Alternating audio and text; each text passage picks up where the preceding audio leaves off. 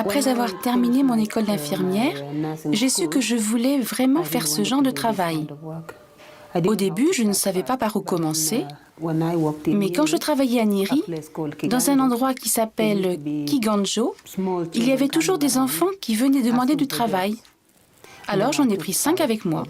Elle a commencé chez elle dans les années 70, où elle a accueilli les premiers enfants dans sa propre famille, qui en comptait déjà 7.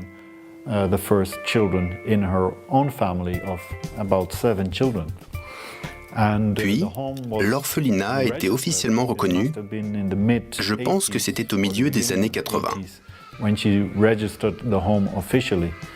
Quand je suis arrivé ici, en 1993, elle avait entre 60 et 70 enfants dans son orphelinat. C'était à l'époque une sorte de combinaison entre une maison familiale et des bâtiments plus petits autour. Et depuis, je n'ai jamais arrêté. Je n'ai jamais baissé les bras. J'ai commencé avec 5 enfants et aujourd'hui, il y en a 107.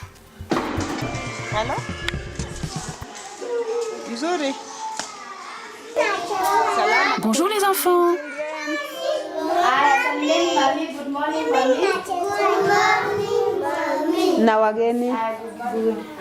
Listen to me.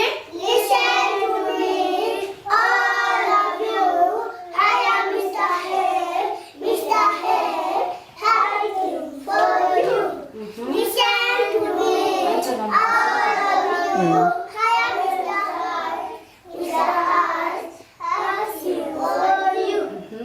Listen to me. On essaie d'encourager les parents à prendre des enfants en charge.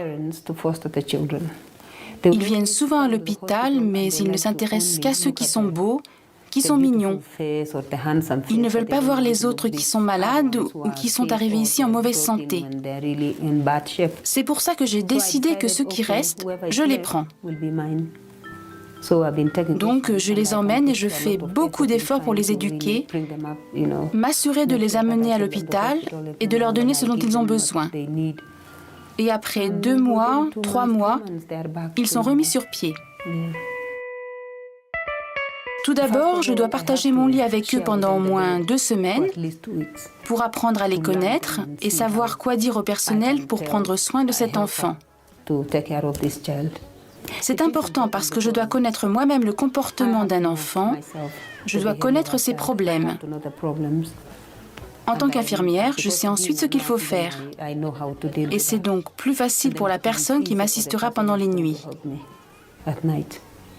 Parce que je ne peux pas continuer à dormir avec eux, puisque quand de nouveaux enfants arrivent, il faut que je dorme avec eux pour savoir comment les nourrir, quels sont leurs problèmes la nuit, et ensuite, je peux expliquer aux assistantes qui prennent le relais. L'enfant peut alors grandir correctement. Je suis leur mère, je suis la maman. Je suis ici en tant que mère, même pas en tant que directrice ou je ne sais quoi, juste comme une mère. Et je suis contente comme ça. Vous savez, quand ils sont petits, ils sont à l'hôpital pratiquement 1 jour sur 2, jusqu'à ce qu'ils soient remis sur pied et débarrassés de leurs problèmes de santé. Voici Jasmine. Elle est... Je vais vous montrer. C'est ici qu'elle a été brûlée dans la poubelle. Si les autres enfants ne l'avaient pas vue donner des coups de pied, elle serait morte.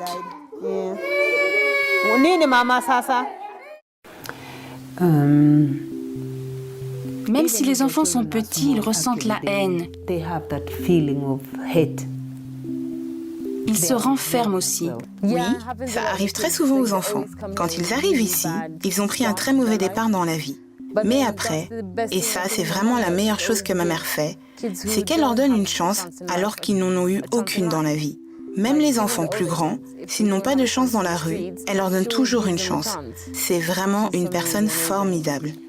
Ça, c'est Lise, Elisabeth. On l'appelle Baby Lise depuis qu'on l'a trouvée dans un sac poubelle.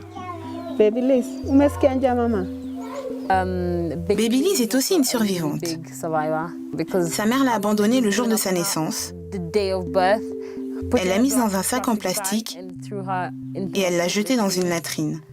Son histoire est vraiment incroyable car elle a survécu. Des gens l'ont entendue, l'ont repêchée et l'ont amenée à l'hôpital. Et aujourd'hui, elle a un vrai foyer.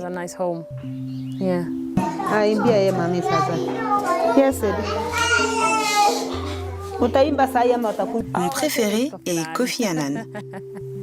Kofi est trop mignon. On a trouvé Kofi à l'hôpital et il était vraiment dans un piteux état. Il était mourant et il était si petit que personne n'avait plus aucun espoir. Il avait 2 mois, mais il était minuscule. Il a eu une maladie après l'autre. Il a fait une pneumonie. Il a eu ceci, puis cela, et tout le monde avait baissé les bras.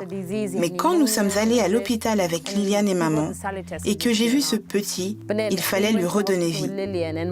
C'est un enfant tellement heureux aujourd'hui. Il est en si bonne santé qu'on ne peut être que reconnaissant.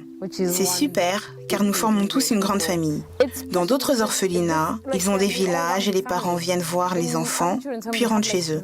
Ils ont leur propre vie. Mais ici, on dort tous sous le même toit et on est comme une grande famille. Vraiment, c'est très spécial. Vous ne trouverez ça nulle part ailleurs.